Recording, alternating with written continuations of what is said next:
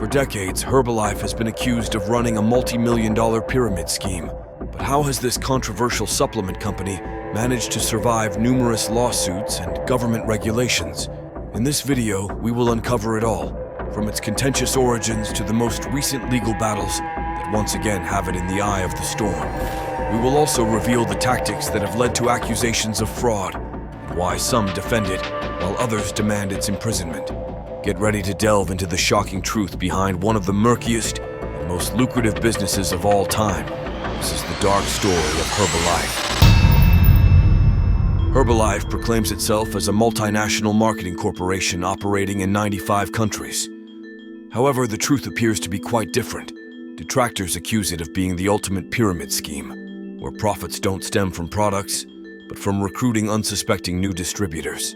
It's a lucrative business for a select few, at the expense of the 80% left behind, not only without earning, but actually losing money.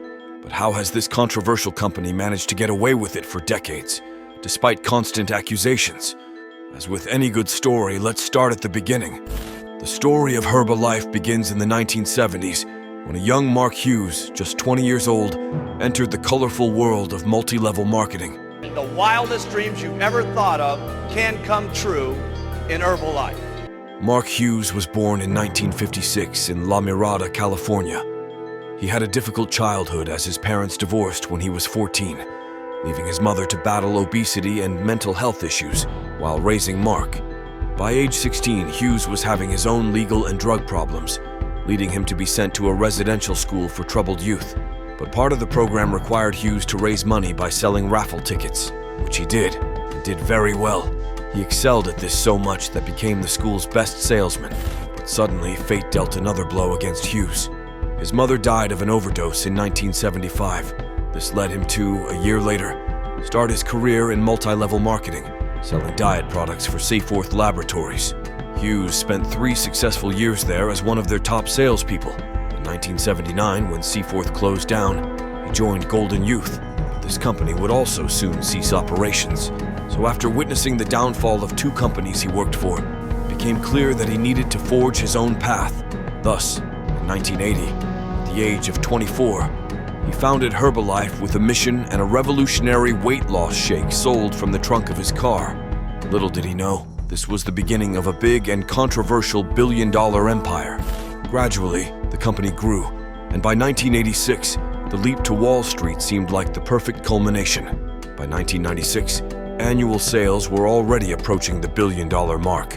Since then, the company has become one of the largest distributors of advertised natural products through a multi-level marketing channel that has raised suspicions on several occasions.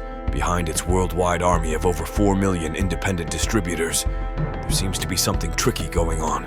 Herbalife makes potential distributors believe that they'll run their own profitable business when, in reality, they have to follow the company's rules. New recruits are promised a bright future with huge monthly profits. What they aren't told is that to stay in the game, they have to buy mandatory minimum amounts of products every month. Any attempt to sell without inviting others to join the Herbalife family is frowned upon. And forget about being creative. Things are done strictly the Herbalife way. What they're really hiding is that, to truly earn more money, you have to recruit more unsuspecting people to buy your leftovers. By the time you realize it, you're caught in a net that is much deeper than they led you to believe. When people join, they show them a diagram with 5 to 6 levels. But watch out! It's just the tip of the iceberg. For almost 40 years, Herbalife has been recruiting over 3 million unsuspecting individuals. It's reasonable to think that if you're just starting, you'll probably find yourself way down on the 20th or 30th step of this giant MLM and alleged pyramid scheme. What they don't tell you is that almost 3 out of every 10 new recruits never earn a single penny working for Herbalife. They work hard, knocking on doors day and night, but the only ones really filling their pockets are the ones at the top. The Netflix documentary, Betting on Zero, made it clear in 2016, featuring testimonies from individuals whose lives had been shattered by the alleged pyramid scheme. In numerous presentations, they were promised enormous incomes that not only never materialized, but many didn't even recoup their investments. Director Ted Brown gathered several Latino immigrants in the United States to share their stories, exposing what they called the largest pyramid scheme in history. Julio Ulloa from Ecuador had a successful construction business in USA in 2012. a representative from the nutrition company Herbalife knocked on his door, offering him the opportunity to earn more income. He was told that by marketing supplements, he could make between $20,000 and $80,000 per month. He dove into the business, swapping construction for a nutritional club, promoting the brand and purchasing merchandise worth thousands of dollars. They told him, "The more you spend, the more you'll earn." As the months passed, dietary products didn't sell, and his debts kept growing until the inevitable truth hit him. What seemed like an easy path to the American dream ended up shattering his life. Ulloa watched as his dreams were stolen. He, along with hundreds of thousands of Latinos in the United States, lost anywhere from $8,000 to $22,000 by betting on Herbalife products. The documentary not only recounts these stories, but also delves into the billionaire hedge fund manager Bill Ackman's dilemma as he sought to expose Herbalife's business model as the largest pyramid scheme in history. In 2015, Ackman directly accused Herbalife of being a pyramid fraud, reportedly financing a $50 million discrediting campaign. However, this effort didn't prove effective in dismantling the company, which already had experience dealing with controversies. But before we get into that, let's explore why, despite accusations of being a pyramid scheme, innocent people continue to fall for it. You see, as a Herbalife member, you can earn extra income or even start your own business by selling products and recruiting new distributors. Herbalife's volume point system allows members to earn royalties on product sales and wholesale benefits on products purchased by their downline. But here's the catch. Only 5% of people in the system see significant profits, meaning those at the top of Herbalife rake in annual incomes of around $3 million. This comes at the expense of the many below, who not only don't make money but end up losing money. In the end, the real winners with Herbalife are its founders, shareholders, and the CEO. Previously, Michael O. Johnson served as the CEO of Herbalife Nutrition. In 2013, it was reported that Johnson received a total compensation of around $10.2 million. This made him one of the highest paid CEOs in Los Angeles. Doesn't that tell you something about this questionable system? Maybe the big trick of Herbalife is their marketing. Herbalife spends a significant amount of its money on ads, about 3.6% of what they make. These hefty amounts are part of its strategy to legitimize its image. It's estimated that the company invested nearly $25 million in ads in 1 year alone. Another $46 million went to global image building. Also, Herbalife has highlighted its partnership and sponsorship with the Indian Premier League, IPL. They put almost 17% of all their marketing money into this, which equals $4.1 million. What's more, Herbalife has made it clear that it will continue to invest fortunes in sports events, a fundamental part of its advertising strategy. For example, from 2013 to 2018, the company paid over $15 million to footballer Cristiano Ronaldo as the face of the company. But CR7 wasn't the only one. Figures like Messi, entire football teams, tennis players, and Formula One drivers also pocketed hefty sums in exchange for promoting them. In short, Herbalife's advertising is really good. Their packaging makes you think their products are healthy and tasty. If you throw in a free bottle with cool designs and sellers using almost too good to resist sales tricks that play on the idea of losing weight fast, it's a recipe for success. According to their website, Herbalife products are aimed at weight management, improving appearance, looking and feeling better, and feeling more energetic and youthful. They claim to address issues like obesity due to their supposed slimming properties or relieve symptoms such as constipation or anxiety. But the truth is, every diet involves some sacrifice. If a diet promises weight loss without any effort, it's not serious and can be dangerous. Herbalife promises just that through its nutrition products.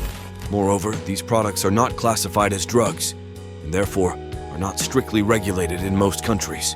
There are numerous reports of hepatotoxicity associated with the intake of these products, including cases in Israel and Switzerland, with reports of active hepatitis biopsy, eosinophilic portal inflammation, ductular reaction, and inflammation of the liver parenchyma. In Spain, a total of 11 cases of liver damage linked to this product have been reported to the National Pharmacovigilance System. For nearly 4 decades, Herbalife has operated on the thin line between legality and fraud, deceiving thousands and ruining lives for the benefit of a select few. How has Herbalife managed to get away with it for so long? The first scandal erupted in 1986 when California fined Herbalife $850,000 for their dubious claims and pyramid scheme model. They had to change the rules so that distributors could only profit from retail sales and avoid forcing them to create large inventories of products to access benefits, bonuses, and other royalties. But this didn't stop them. The following year, the FDA banned them from selling some dangerous products. In their early miracle shakes, they used ephedrine, a stimulant similar to amphetamines that could seriously damage the heart. It wasn't until 2002 that they removed ephedrine from their formulas. By the time the FDA finally banned it in 2004, they had already deceived thousands with their supposed magic diets. Just 4 years later, in 2008, the Fraud Discovery Institute exposed Herbalife for having high levels of toxic lead in its products. Faced with such a serious accusation that endangered thousands of consumers, the company had no choice but to respond.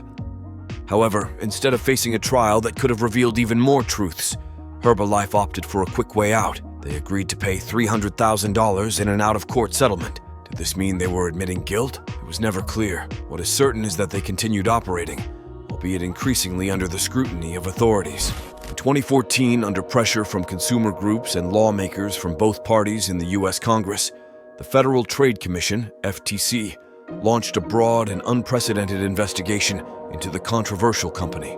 2 years later, the case reached its peak. To settle it, Herbalife had to give in and agree to substantially change its controversial business model. Additionally, they had to shell out the scandalous sum of $200 million. Part of that loot went to reimburse over 350,000 of their own distributors, a clear indication that their talk of a lucrative opportunity was anything but lucrative. But the company's last run-in with the law that we know of took place in 2019, when the U.S. Justice Department began an investigation into alleged corruption in China. According to reports, Herbalife engaged in a decade-long practice of bribing Chinese officials with cash, entertainment, and trips to secure sales permits, keep the government out of the company's business, and, in the process, influence state-controlled media. In the face of this border-crossing, law-breaking accusation, the company maintained absolute silence. They neither admitted nor denied the charges. However, in August of the following year, they agreed to pay nothing less than $123 million to settle the matter. Now, throughout its murky history, Herbalife has faced numerous lawsuits, investigations, and penalties for its pyramid scheme, yet none have been able to bring it to a halt permanently. How? The simple answer: money. Through out-of-court settlements, it avoided admitting or denying guilt on multiple occasions. And unfair as it may be, there's still much more to unfold in the Herbalife saga. If you feel like checking out a more inspiring story, check out the story of American Express's incredible transformation by clicking the thumbnail on screen. See you there.